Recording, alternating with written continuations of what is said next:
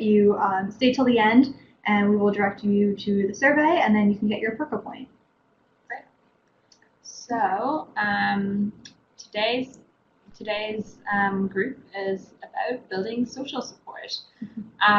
So why can't I just do this all on my own? It seems like, so for some people it's a more private experience, and for some people are more comfortable sharing their weight loss journey with others. So I was just wondering about you guys, and if you do share your weight loss journey with others, and how that helps you, or if you prefer to be more private about it, and some reasons why you choose to keep to yourself a little bit more about it.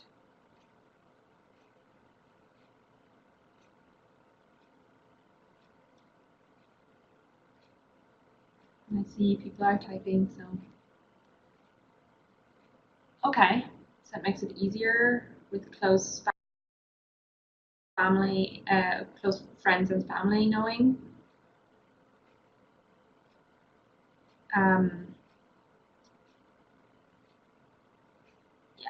so maybe not share it with the world, but sharing it with people who are important to you, it seems like. And then the next response is a select few who I share things with.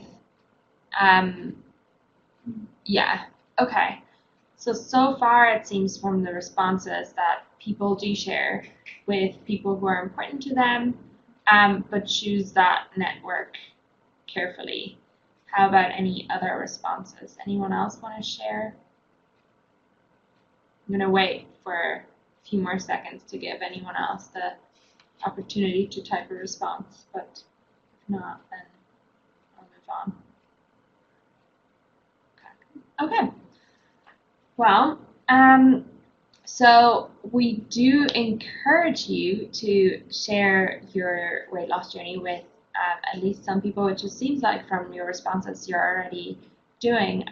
So some reasons people might be reluctant to share weight loss efforts might be negative responses from others, or why are you doing that, or or not knowing how to respond, or being embarrassed about it.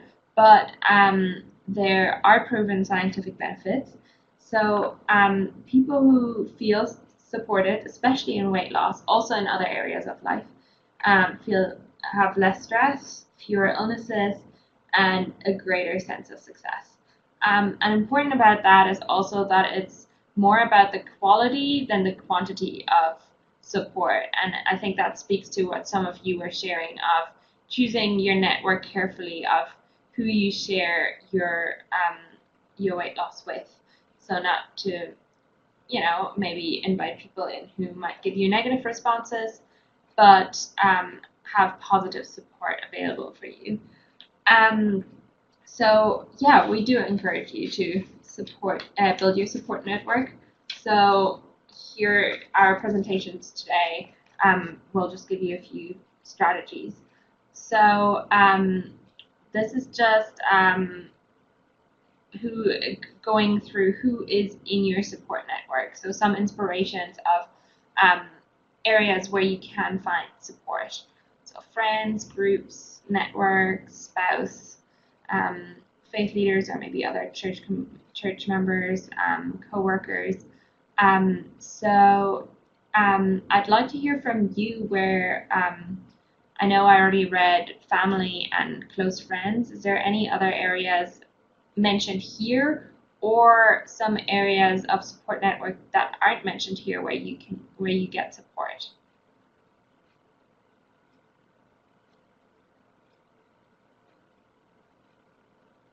And again, I'll just give you a little bit to type a response.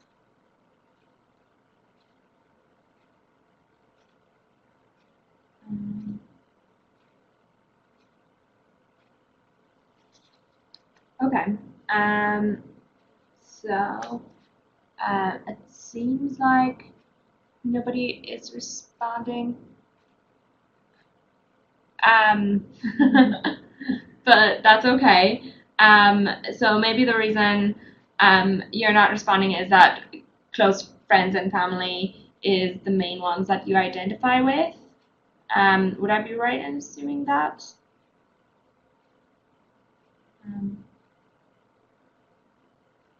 Probably.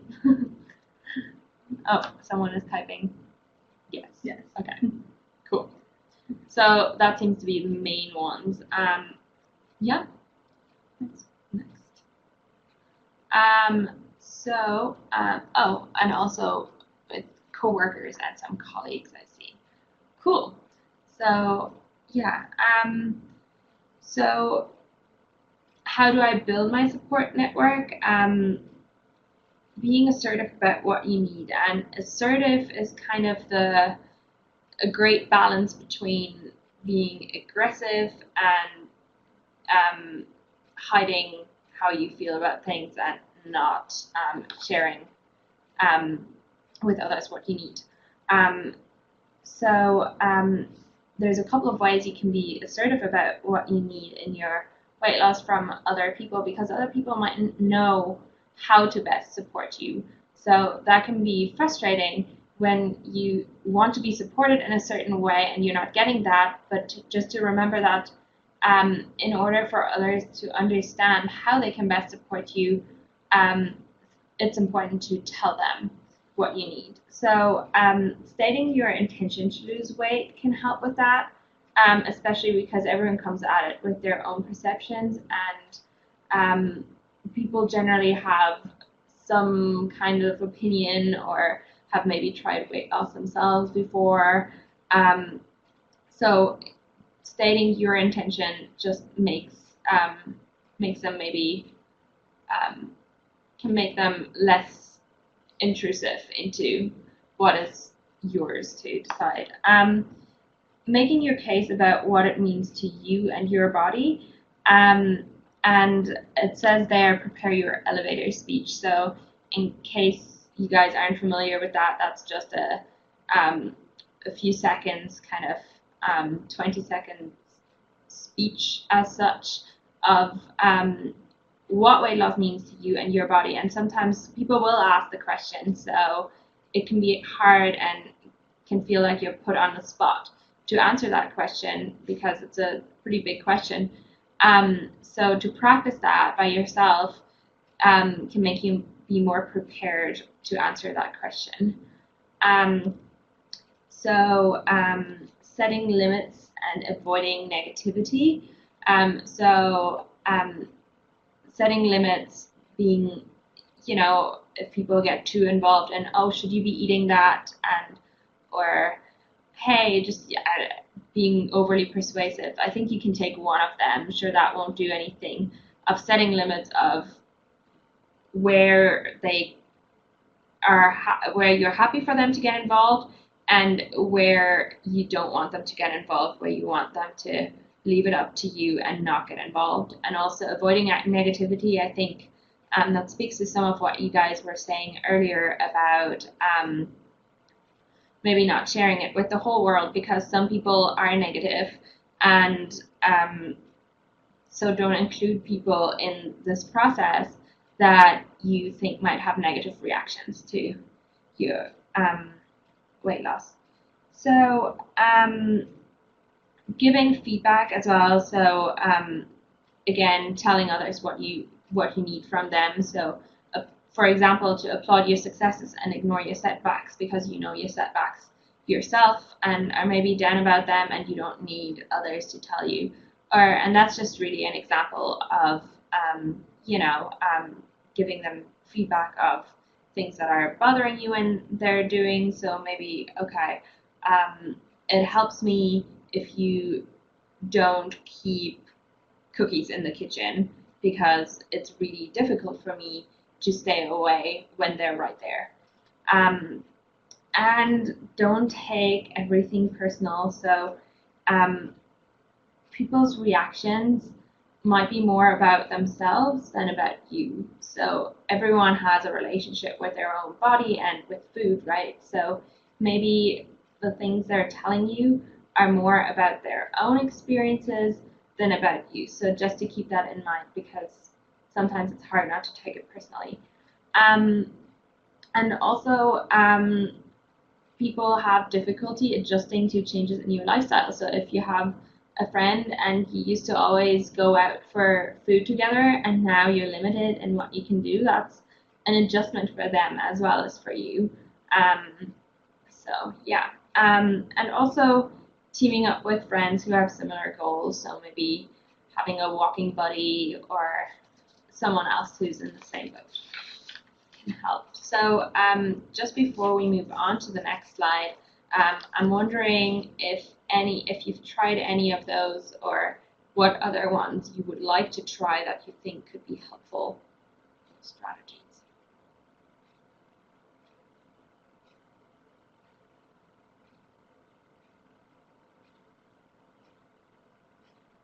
And I see someone else typing.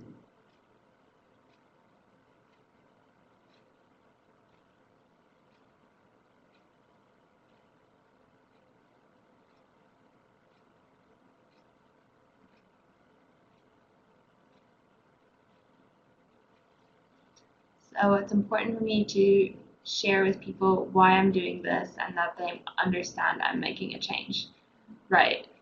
So understanding the reason behind that. So making a case about what weight loss means to you and your intentions behind them. Yeah. Cool. Well, I don't see anyone else typing, so I'm gonna move on for now. So also don't forget the resources right in front of you. So we're here to help.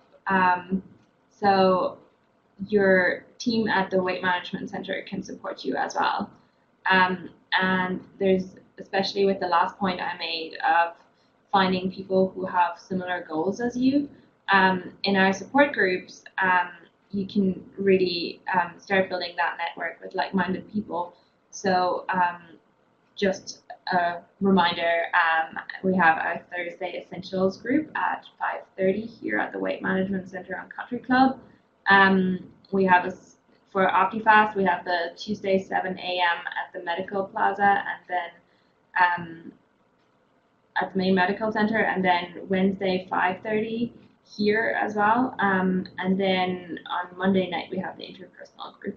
So all of those are great ways to meet people who are like-minded and to really expand that network. Finding a weight loss role model, so maybe someone in the program or at work or anywhere who you admire, and you can pick their brain of how have they managed to lose weight and what has been difficult for them and what has helped them, and those personal stories can sometimes encourage us more and inspire us. Be your own support system by creating a system of non-food rewards. So food is a really strong reward system in our brain, and we're taught in society a lot of times to reward ourselves with food, right?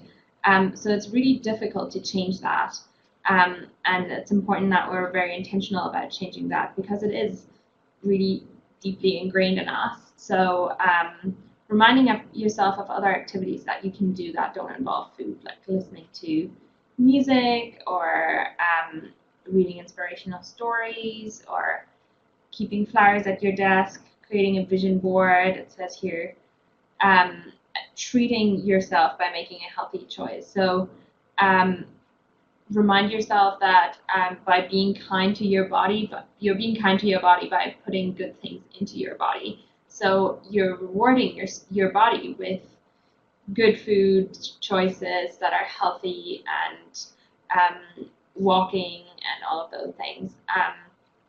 And we have a list here actually, 100 things to do besides eat. So if you haven't seen this list before, then maybe that's worth asking your next in your next behavioral visit, or even I think the other providers know about it, to ask for that resource. And it has a lot of great suggestions of other non-food related rewards you can treat yourself with. Yeah. And I'll hand it over to Kelsey now. All right. So we want to when we're building our support network, we want to make sure that we're making a distinction between people who are supporting us and people who are sabotaging us. Sometimes you might think that someone is a great support and then realize, like, they always bring home ice cream on Friday nights, like they know I've had a hard week, but I also don't really need the ice cream. Is it really helping? So this little picture has, the cookie, and it's, saying, oh, it doesn't even matter, one of me is the same as 100. So paying attention to these little things and, is it really helping me or is it actually not being so helpful? And this comes back to asserting yourself with others. So, saying, please don't love me with food, it's a very common way that people show love, right? Grandma has cookies, or, you get a lollipop after going to the doctor. It's just something that's easy and most people enjoy it, so it's hard to maybe break that habit and ask other people to show love in a different way. It's important to know when to take a break from an unhealthy relationship.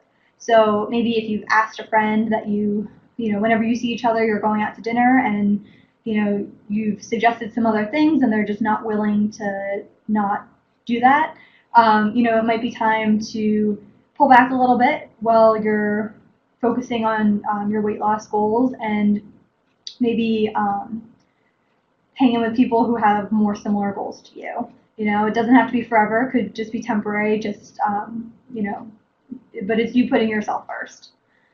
You can also suggest if a family member or a friend wants to join you for a clinic visit to kind of understand what's going on, what this is like, you can do that too. So does anyone have any other examples of friends or family members where they think that they're being supportive, but they're actually sabotaging you?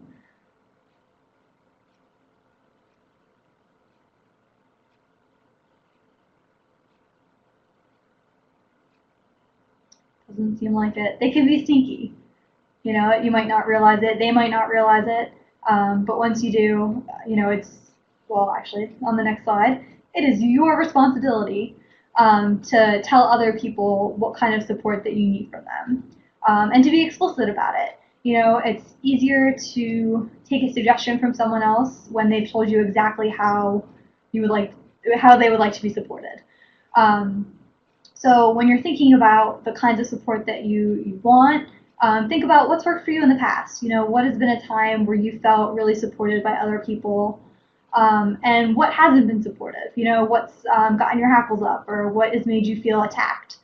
And you can make a list, kind of sort through it, think about these times, and and I think we have a response about them. Yeah, going to eat and they order dessert and they know that you're having a hard time resisting. Yeah, that's really, it's hard. That's your choices affecting other people, right? But being assertive and asking them, could you get it to go, maybe, or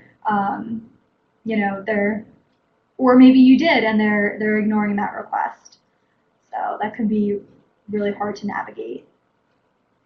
So some types of support that you might want to think about is, I kind of have different friends that I go to for different purposes. Some friends are really great listeners, and they can validate when I'm really struggling to not buy ice cream, or I'm really struggling because I pass Chick-fil-A on my way home from work and I really want to stop, and they're not going to judge me, they're not going to try to fix it for me, but they're just going to listen and say, yeah, that's really hard, but it sounds like you're trying, or you're doing great. You can also, I have friends that'll challenge me. I know I should go for a walk today, but it's kind of gross outside, and I'll have a friend that'll just be like, nope, come on, let's go. I'll go with you. We'll put on our raincoats, and we can still do 20 minutes during lunch. And then informational support. So that could even be the providers here at the Weight Management Center. If you have something that you're getting tripped up about something, you're not sure how to do something, you're sick of chicken and you want some other protein sources, you can come in here and tell us how to support you too. We have lots of ideas. We're a wealth of knowledge. So share with us the things that are challenging for you, and we can help support you in that way. And then also having emotional support. You know, if you're really having a hard time, someone who can support you emotionally is important to have too. Does anyone have any examples of support that has been helpful to them?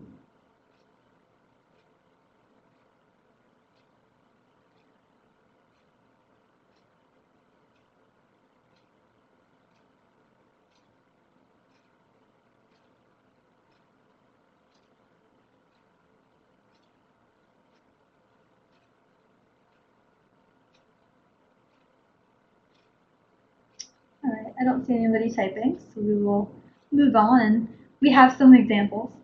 So this is a support style checklist. So if you'd like to, you can, sit down and make a list of all the people in your support network. We have one response, I think. Family and friends. Yeah, yep. Family and friends are great to reach out to, right? They live in your house. You see them a lot. They're the ones that know you the best and probably want the best for you. So thinking about who these people are and how you can use them to be supportive. So you can look through these examples. You might notice that some of them contradict one another, and that's because different people feel supported in different ways. And you also might want to ask different people to support you in different ways. So if you have a spouse that, you can say, hey, can you keep an eye on what I'm eating and, help me catch myself if I'm about to slip up.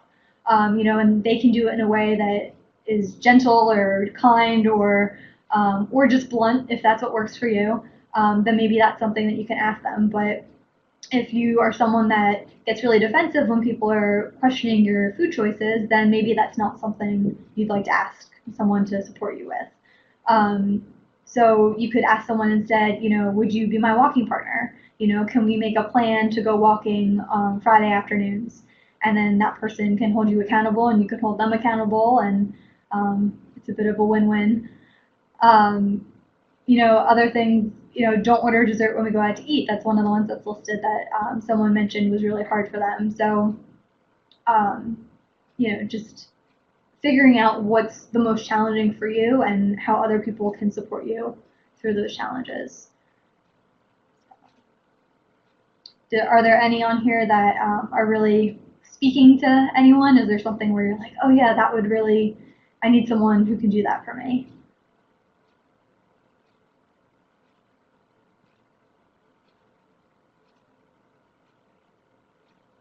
Respecting choices. Mm-hmm.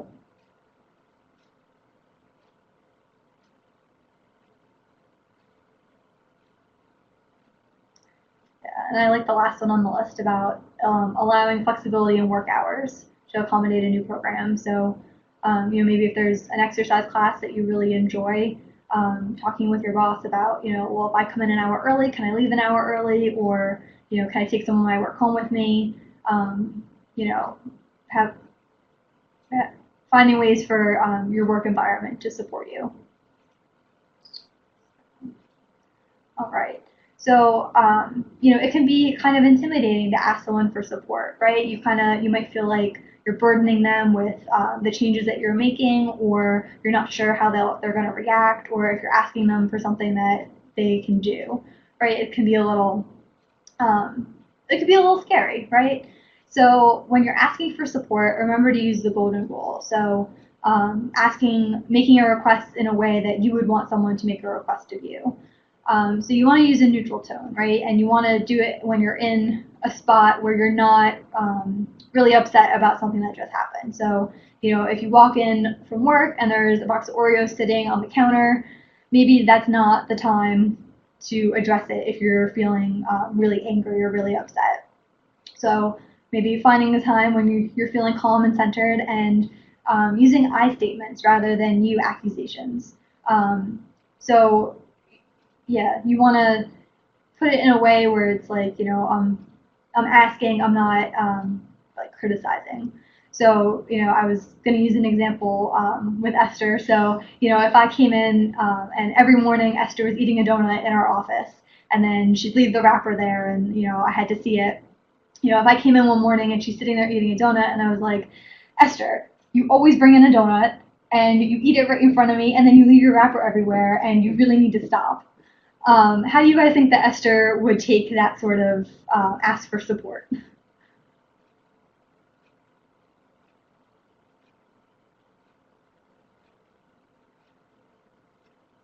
Got a few people typing. Not too well. She wouldn't. I agree. I really wouldn't. It would make me defensive. Yeah, I would. Yeah, I would want to explain why I do that and defend myself. Yeah. Yeah, I wouldn't be surprised if I walked in the next day and she had a whole box of donuts, right? You know, kind of like, what the heck? Like, you know, it kind of feels like it came out of nowhere, and she might not have realized that I was even trying to make healthier choices. So, what is another way that I could ask Esther to not bring donuts in the morning?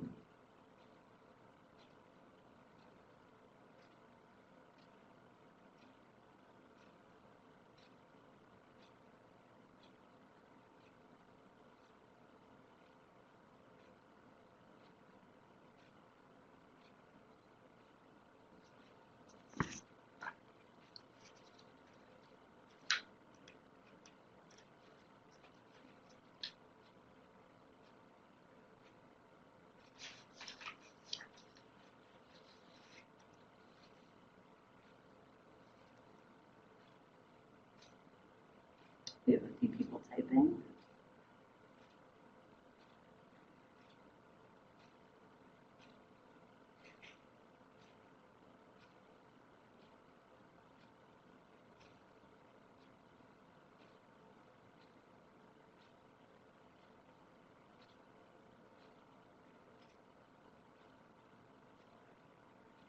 So I'll give you a hint. You'd want to use I statements.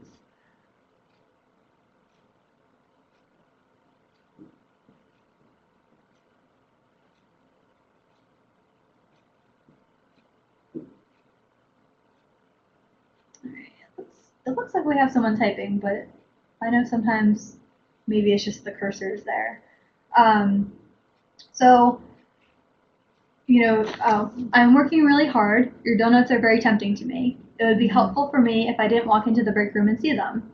Yeah, that's perfect. Yeah, so it's, you know, it's using that I statement. It's saying that, you know, here's something that I'm trying to do, and the donuts are really tempting. You know, the donuts are a challenge for me.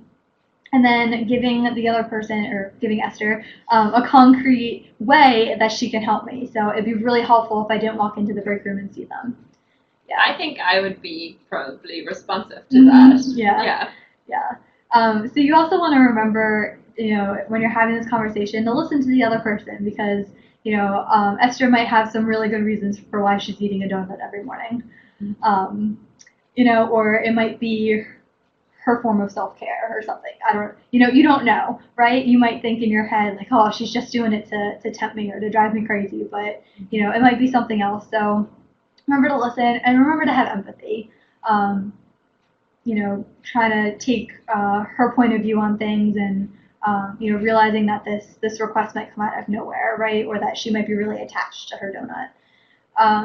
And then negotiating or compromising where needed. So, you know, if they're like, well, you know, it's not, you know, we were talking about people who sabotage you, right? So if they're not willing to make the compromise, you know, trying to figure out some ways that you can kind of meet them halfway. So I could say to Esther, you know, okay, so I will plan a meeting for first thing in the mornings that we're not in the same room, but if you could throw out the wrapper for your donut, this way I don't have to see it when I come back, you know, so this way she has her time to eat her donut, I don't have to see it. And that could be a way that we could compromise, or she could eat her donut in the car before she comes in. You know, it's a negotiation. And also remembering to express appreciation for your support network. So saying, you know, Esther, thank you so much for, you know, being willing to make these changes. It really means a lot to me that you're supporting me. And, you know, learning to take a compliment. You know, if you've asked people to support you, and maybe it's commenting on your appearance, you know, oh wow, you know, you really look great.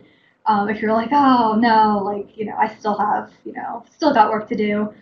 It might be harder for them to continue to support them in that way, because you're not appreciating the support that you've asked them to give, if that makes sense.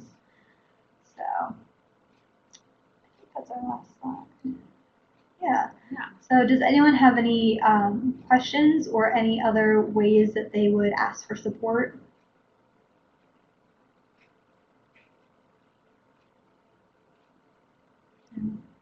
There's also, a couple weeks ago, there's a virtual group on communication, and that talks a little bit more about being assertive and ways that you can do that. So if it's something that you're interested in learning more about, or if you're interested in practicing it, you can do that during your behaviorist visits. We'd be more than happy to role play and practice, how you can ask people to support you and finding ways that work best for you. So, all right. Thank you so much, guys. Yeah. Thanks for being here.